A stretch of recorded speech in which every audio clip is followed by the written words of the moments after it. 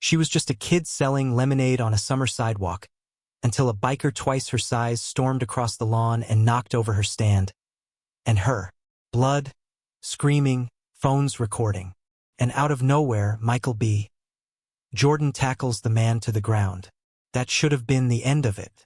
But when the biker made bail and started showing up again, Michael realized he hadn't just saved a child. He'd stepped into a war. And the deeper he dug, the more horrifying the truth became. Who was the girl, really? And what secret was worth killing for? The sun was setting in that sleepy suburb, casting an orange haze over cul-de-sacs and trimmed lawns. It was the kind of day people took for granted. Kids biking, parents chatting, sprinklers dancing across freshly cut grass. Right at the corner of Sycamore and Red Oak, 8-year-old Eliza Martin had set up her lemonade stand like she did every Saturday, complete with hand-drawn signs, a foldable table, and a glass pitcher that sparkled in the light. Her mother watched from the porch, waving at neighbors, feeling a rare sense of peace. That illusion shattered when a low, snarling rumble echoed down the road. A black Harley with flame decals screeched to a stop in front of the stand. Its rider, a towering man in leather with tattoos creeping up his neck, dismounted with slow, deliberate menace. His name was Ray Crusher Dalton, a local known to police and feared in whispers. No one ever expected to see him here, let alone walking straight toward a child. Eliza looked up, confused. Her small hands gripped a plastic cup. "Would you like lemonade, sir?" she asked, smiling. Without a word, he kicked the table. It flew backward, lemonade splashing, coins scattering. Eliza screamed, tripped, and hit the ground hard. Her mother bolted down the steps, yelling for help. Neighbors froze, phones rose, fingers trembling, but no one moved to stop him. No one except one man who had been jogging on the other side of the street, hoodie pulled low, earbuds in. He stopped, looked, then sprinted across the road. Michael B. Jordan didn't shout. He didn't hesitate. In one motion, he tackled Ray to the ground, fists flying in a blur. The biker fought back, howling like a wounded animal. The two rolled into the street. Horns blared. Children cried. Eliza's mother shielded her daughter, sobbing as the crowd circled. When police sirens finally pierced the chaos, both men were bloodied. Michael stood, panting, bruised but standing. He didn't look like a movie star in that moment. He looked like a man chasing redemption. The biker was cuffed, spitting curses, dragged into the squad car. The crowd erupted. Some cheered, some filmed, but Michael didn't hear them. He was staring at Eliza, and in her face he saw a ghost. That night, the footage went viral. Michael B. Jordan saves child from violent biker. But the news didn't capture the tremor in his hands as he walked home. Didn't capture the phone call he made later to a number he hadn't dialed in years. Or the voice on the other end that said only, "You promised you wouldn't get involved again." The sun had long since disappeared by the time Michael returned to the apartment he was renting in town. A discreet second-floor walk-up above a defunct bookstore that smelled of old paper and regret. He didn't flip on the lights. He didn't check his phone, though it vibrated constantly with notifications from reporters, fans, and people from a life he no longer claimed. Instead, he stood in the middle of the darkened room, breathing heavily, still tasting blood in his mouth, still feeling the moment the biker's ribs cracked beneath his fist. He should have felt triumphant. A little girl was safe. A monster was behind bars. But the weight in his chest said otherwise. Because tonight wasn't the first time he'd seen innocence shattered by violence. And last time he hadn't been fast enough. Michael walked over to the kitchen sink and turned on the tap, splashing cold water on his face, his hands shaking as he looked up at the mirror above the sink. It wasn't his reflection he saw, it was his cousin Dante's. 14 years old, broken glasses, a crushed windpipe, and the man who did it, still walking free. That moment had split Michael's life into two halves. Before the alleyway, and after. He had buried it under a glittering Hollywood career, convincing himself that success was justice. That being visible, being powerful, was enough. But no amount of awards could erase the sound of his aunt's scream when she identified Dante's body. The guilt clung to him like oil, and tonight it surged back with violent clarity. He pulled out a dusty box from under his bed, one he hadn't opened in years. Inside were clippings, photographs, a folded T-shirt from Dante's middle school, and a police report with half the fields redacted. His eyes scanned the same sentence that had haunted him since age 19. Lack of evidence. Case closed. Michael had been there when Dante died, but he'd been too scared to speak. Too scared to ruin his scholarship, his rising fame, his dream. The man who'd beaten Dante to death was a local drug enforcer named Cutter Reeves.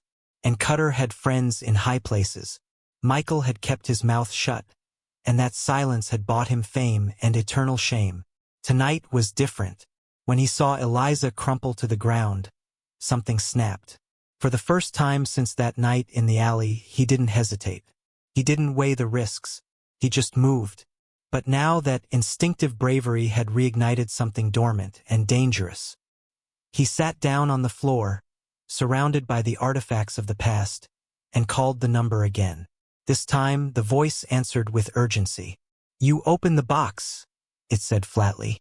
It was Jade, Dante's sister, a cyber analyst turned whistleblower, now living off-grid after trying to expose police corruption tied to Cutter Reeves. Michael didn't waste time. "I need to know who Ray Dalton is," he said. "The biker." There was a long pause, then keystrokes in the background. "Hold on. You said Dalton?" Jade's tone shifted. "That's not random. Ray Dalton is one of Cutter's old runners. Lower level but connected." Michael's stomach tightened. "You sure?" "Positive," she said. "And if he's showing up in a suburb to rough up a kid, it's not for fun. Someone sent him." Michael stared at the wall. The picture of Dante still burned into his mind. He whispered, "Why a lemonade stand?" Jade's answer came slowly, almost hesitant. "I don't know. But if they're using Dalton again, this goes deeper than Cutter." The silence between them wasn't just history. It was an unfinished war. A war Michael had tried to forget, but that had just found its way back to his doorstep. For years, he'd refused to get involved. Told himself that justice was best left to the system, even when that system had failed him. Now, as the clock ticked past midnight, Michael knew there was no going back. The footage of the biker takedown was everywhere. He'd made headlines not just as a hero, but as a threat to people who preferred shadows. By morning, they'd know who he was. They'd remember what he once saw. And they'd come for him, not because he threw a punch, but because they'd always feared what would happen if he ever decided to punch back. The next morning arrived without ceremony, the sun casting golden warmth over a neighborhood desperate to return to normal. But something about the air felt wrong. Too still, like the breath before a storm. At first, it seemed like the attack was over and the worst had passed. Eliza's lemonade stand had been cleared away, replaced with a bouquet of flowers and handwritten cards from neighbors who'd watched the video a dozen times. Each frame now burned into their collective memory. The biker, Ray Dalton, was reportedly in custody, denied bail due to prior offenses. But by noon, the story shifted. A local reporter tweeted that Dalton had been released on bond, paid in full by an anonymous third party. Within hours, that tweet was deleted, but not before it was screenshotted and circulated like wildfire. That was the first sign something bigger was at play. The second came shortly after, when a security camera captured a dark SUV driving slowly past Eliza's house 3 separate times. The license plate was stolen. The engine idled, and each time it paused just long enough for her mother to notice. Michael was already in protective mode. He had moved Eliza and her mother to a hotel under a pseudonym, covering the bill himself, while local law enforcement dragged their feet. He watched from across the street in an unmarked car, parked beneath a broken streetlight, eyes scanning for anything out of place. And then, like clockwork, it came. A man in a denim vest with a snake tattoo on his neck walked right up to the front porch of the now empty house and left a note taped to the door. When Michael retrieved it minutes later, he saw 4 words scrawled in Sharpie. "You made this personal." That was when it became clear this wasn't just about intimidation. It was a declaration. Dalton had powerful friends, and now they were activating. By that evening, Michael's private email was hacked. His home address, along with several old ones, was leaked online. Trolls flooded his social media with threats, racial slurs, and doctored photos placing him at fake crime scenes. The smear campaign was swift, sophisticated, and targeted. Jade traced the IPs and confirmed what Michael feared. Many were routed through servers used by shell corporations tied to Cutter Reeves. This wasn't just blowback. It was strategy. They wanted to discredit him before he could make a move. To the public, it would look like Michael was escalating things. To those in power, it was a warning. Don't try to be a hero. Meanwhile, Eliza's mother, Vanessa, began receiving calls from blocked numbers. The voice on the other end never spoke, but the silence was chilling. One night, a package arrived without postage. Inside was a shattered lemonade glass, its edges sharp and blood-specked. Vanessa broke down. Eliza, once vibrant and curious, now clung to her mother in silence, her drawings growing darker with each day. One featured a faceless man looming over her stand. Another showed Michael as a shield made of fire. Michael took the drawing and pinned it inside his jacket like armor. He couldn't back down now, not with a child's soul slowly cracking under fear. Then came the ambush. Michael was driving back from meeting with Jade when his tires blew out simultaneously. He swerved into a ditch, his seatbelt snapping tight across his chest. Smoke poured from the hood. Before he could exit, 2 motorcycles roared up beside him. Dalton wasn't among them, but the message was clear. They could reach him whenever they wanted. One of the bikers pulled out a crowbar and smashed the driver's side window. Michael barely ducked in time, the metal glancing off his shoulder. He kicked the door open, using it as a shield, then lunged at the man with a fury that surprised even himself. Years of training, of repressed rage, poured out. The fight was brutal, clumsy, fast. When it was over, both bikers lay groaning on the ground, and Michael stood over them, blood dripping from a gash on his forehead, breathing like a cornered animal. The police arrived late as always. They took statements, ignored the obvious coordination, and tried to convince Michael not to press charges. "You're a public figure," one officer said with thinly veiled disdain. "This kind of heat could ruin your image." Michael looked the man dead in the eye and replied, "Good. Maybe that image needs to burn." Later that night, Jade called again. "They're not just after you," she warned. "They're trying to draw you out. This is classic entrapment. They want you to hit back so they can bury you in lawsuits or worse." Michael knew she was right, but the line between self-defense and war had already blurred. Still, something wasn't adding up. Why attack a child in broad daylight? Why escalate so publicly? Why him? Michael started combing through security footage again, cross-referencing Dalton's known associates, and that's when he saw it.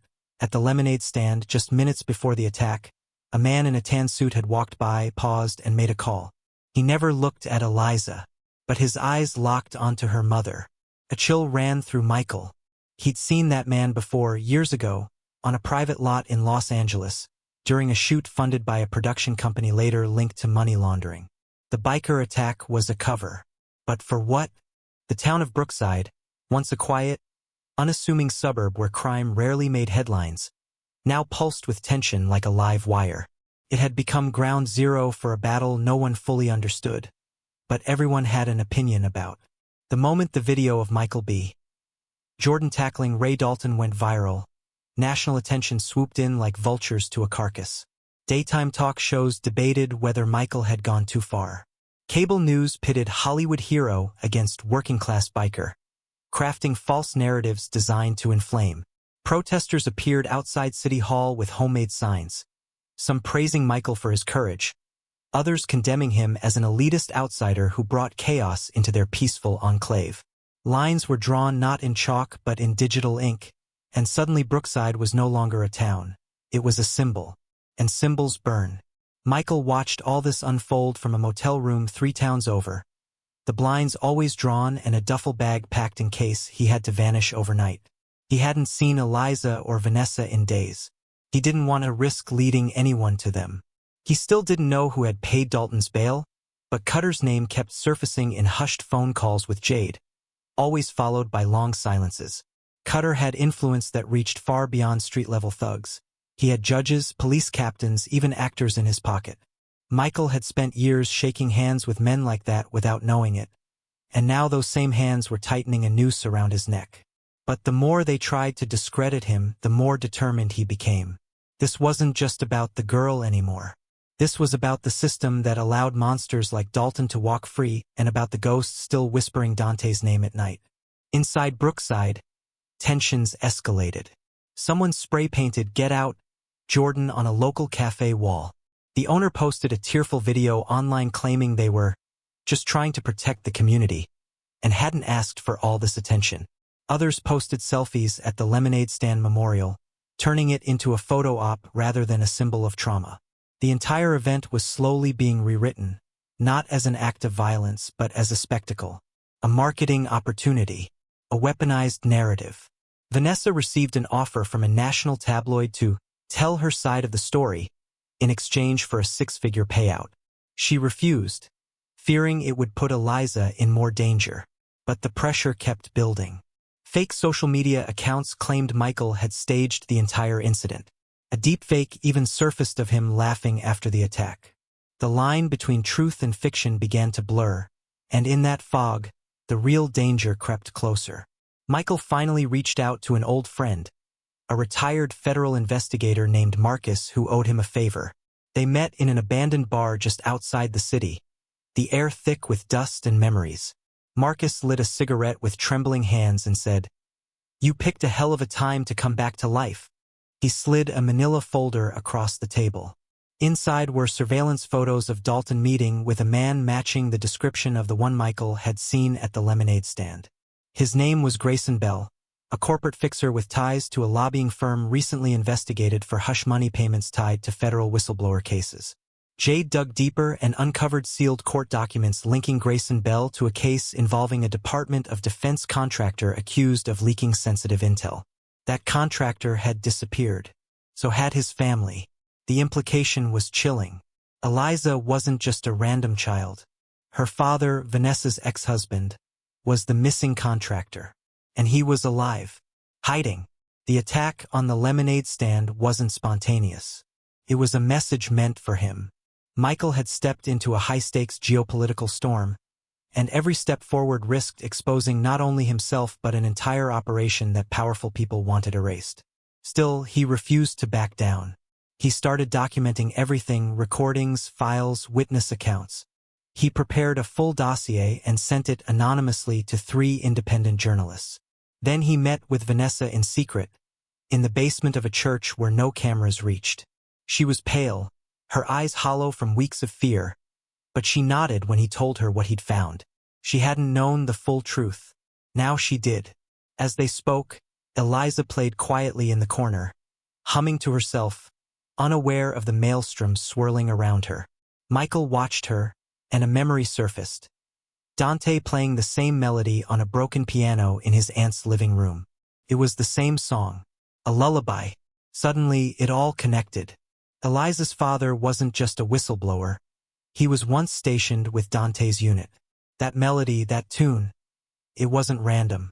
It was a code, a marker. Michael's blood ran cold.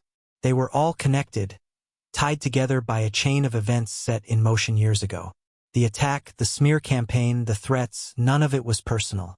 But now Michael had made it personal. And that meant the clock was ticking faster than ever. It happened in the stillness between breaths, the kind of quiet that hangs in the air before everything changes. Michael had been watching Eliza for hours as she sketched in a corner of the safe house basement, humming her lullaby again and again, its simple notes burrowing into his skull like a message he hadn't quite decoded. The melody wasn't just familiar, it was intentional. A forgotten memory clawed its way forward, one from nearly a decade ago. Dante had played the same tune on a loop while recovering from a field operation gone wrong. When Michael asked about it, Dante had said, "It's a whistle, a signal. You only play it if you're in hiding." And Eliza played it like it was embedded in her bones. That night, Michael sat down beside her and asked, as gently as he could, "Where did you learn that song?" Eliza didn't look up from her paper. "Daddy taught me. He said if I'm ever scared, I should hum it. That he'd find me. That was the moment the floor dropped out. Michael called Jade immediately. "We've been looking at this all wrong," he said. "She's not just his daughter. She's the signal. She's the lighthouse." Jade's voice caught. "You think the lemonade stand was bait?" "No," Michael said. "It was a beacon." Vanessa had always said her ex-husband was off the grid, running scared from people who wanted him silenced. But Michael realized that wasn't the full truth. Eliza wasn't just left behind. She was positioned, left in plain sight in a sleepy town, selling lemonade under the summer sun, humming the song that meant, "Come find me." Her stand had become an unknowing flare in the dark. And someone had found her. Just not the person she was expecting. It had been Dalton. Michael raced back to his files and cross-referenced whistleblower cases, encrypted memos, and federal indictments. What emerged was something far more twisted than he'd imagined. Eliza's father, Thomas Halloran, had been a top-level contractor for a covert surveillance initiative designed to monitor journalists, activists, and foreign diplomats under the guise of domestic security. When he threatened to expose the data pipeline being illegally funneled to private defense companies, his security clearance was revoked. Within weeks, he vanished. Most believed he'd been killed. But now Michael saw the truth. Halloran didn't run to save himself. He ran to save her. He used his daughter as a final message, a breadcrumb trail wrapped in innocence. And it had worked. Unfortunately, it hadn't only reached the right people. That week, Michael noticed a change in Eliza's drawings. She stopped sketching animals and rainbows. Now it was dark figures with glowing eyes. Fire. Helicopters. A man with a scar across his face. He showed one to Vanessa, and her face drained of color. "That scar. It's from a photo Thomas showed me once. A man who used to visit their facility." She remembered his name, Sorrel Keene. A fixer like Grayson Bell, but older, more brutal. The kind of man who didn't clean up messes so much as bury them. And he had found Eliza, likely through Dalton, likely watching them even now. Michael's paranoia hardened into certainty. The safe house wasn't safe anymore. They relocated again, this time to a remote cabin Marcus had once used as a surveillance post. Snow fell unexpectedly that night, casting the forest in white silence. Michael sat on the porch, shotgun across his lap, the lullaby echoing in his mind like a countdown. He realized what had been bothering him all along. Eliza never cried. Not during the attack. Not during the threats. Not even during the late-night relocations or whispered phone calls between adults. She was too calm, too aware. She wasn't broken. She was prepared, trained. The kind of resilience you don't inherit, you're taught. Thomas hadn't just left clues in her mind. He had raised her to survive. Inside the cabin, Eliza handed Michael a folded note one evening. It was written in cipher. Simple but elegant. The kind soldiers used when they didn't trust phones. He decoded it slowly. Contact lost. Sorrel closing in. I'll draw him out. Get her to Hollowgate. Michael didn't know what Hollowgate meant, but the urgency was clear. Eliza had been a passive figure in this game, but now she was the key. If Halloran was trying to flush Sorrel out, Michael had to protect the bait. The next day, they received confirmation of a burn notice placed on Michael himself. An anonymous bounty, $500, 0004, any credible tip on the whereabouts of Michael B. Jordan and a minor. The leak had reached the dark web. The wolves were circling. Jade worked around the clock to trace Hollowgate. It turned out to be a dead mining town, decommissioned and buried in legal red tape after a sinkhole swallowed half the infrastructure years ago. But it still had one remaining structure, a steel mill with a massive subbasement, originally designed as a Cold War shelter. It was owned, on paper, by a shell company that once belonged to Thomas Halloran. It was a trap, but maybe it could be their last stand. Michael didn't hesitate. They packed their things, burned everything that could trace them, and disappeared into the blizzard-covered woods. They would head to Hollowgate, to the girl's origin, to the truth. Hollowgate wasn't on any modern map, and that was by design. It had once been a thriving mining town during the Cold War, a hub of industry hidden deep in the forested mountains. Now, it was a ghostly wasteland of collapsed roofs, rusted machinery, and wind-blown debris.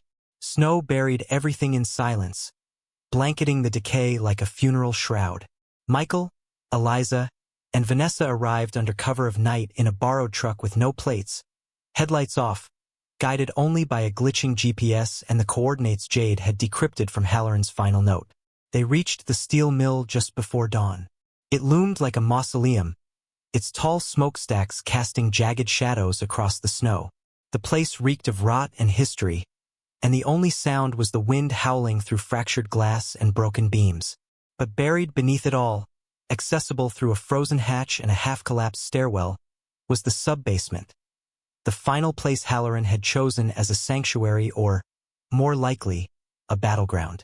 Inside, the underground shelter was shockingly intact. Hallways of reinforced concrete, dusty command panels, even power that flickered to life when Michael found the emergency switch. A generator somewhere still worked, though it groaned like it hadn't been touched in years.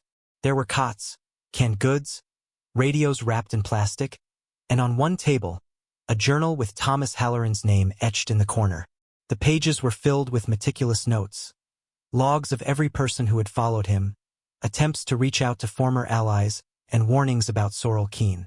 "He won't stop," one entry read. "Not until Eliza is gone or I am."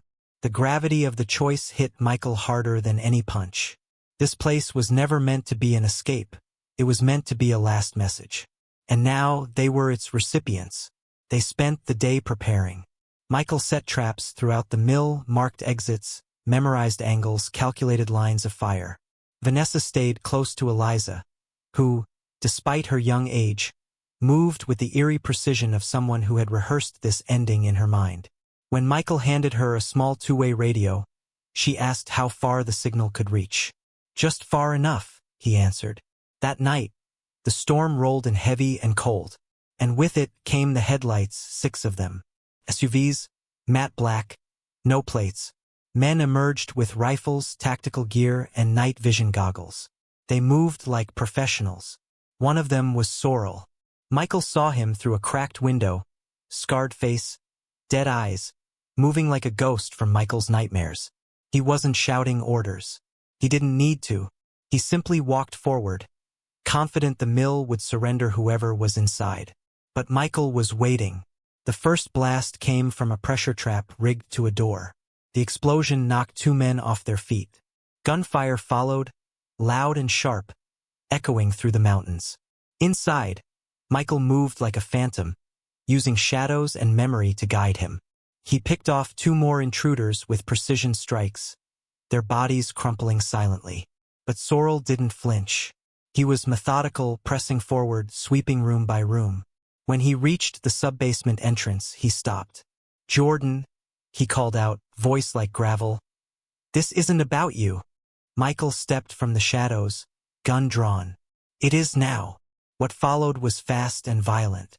A brutal hand-to-hand exchange in the darkened hallway, fists colliding with flesh and steel, breath fogging in the cold. Sorrel fought like a man with nothing to lose, but Michael fought like a man who had already lost and wasn't willing to do it again. He gained the upper hand, slamming Sorrel against the wall, dislocating his shoulder with a crunch. But before Michael could finish it, Sorrel laughed. "You still don't get it," he said through bloody teeth. "She's the leverage. She's always been the leverage." Then came a scream from upstairs. "Vanessa!" Michael ran. In the main hall, another man had cornered them. Eliza was shielding her mother with her small frame. The man raised his weapon. And then Eliza did something no one expected. She stepped forward and sang the lullaby. 3 notes in, the lights blew out. Every screen in the building flickered with static. Then a voice emerged from the speakers. "System override confirmed." It was Halloran's voice. A trigger, set to Eliza's song. The backup system activated. The walls began to flood with white noise, recordings, names, coordinates, evidence. All of it. A full leak of everything Halloran had collected. Jade had somehow patched in remotely. Every screen around the world connected to that feed. The truth finally free. Panic erupted among the intruders. Their mission was compromised. The man with the gun backed away. Vanessa grabbed a metal rod and struck him hard enough to drop him. Outside, the SUVs peeled away. Sorrel, wounded, vanished into the woods. The storm howled louder than ever. By morning, Hollowgate was quiet again. The aftermath was a blur. Federal agents arrived, real ones this time. The leak had triggered investigations, subpoenas, and resignations across multiple agencies. Cutter Reeves was arrested. Grayson Bell disappeared. Michael refused interviews. He vanished from the public eye, walking away from the headlines. Eliza and Vanessa entered witness protection under new names. Their lemonade stand days were over. In a hidden corner of Hollowgate, Michael stood alone, holding Dante's photo, wind whipping around him. He wasn't a hero. Not really. He was just a man who got there late once, and swore it wouldn't happen again. Justice had been served. But peace? That was harder. Because now, every time he heard a child humming a lullaby, he wouldn't smile. He'd listen, and he'd wonder, what are they trying to say?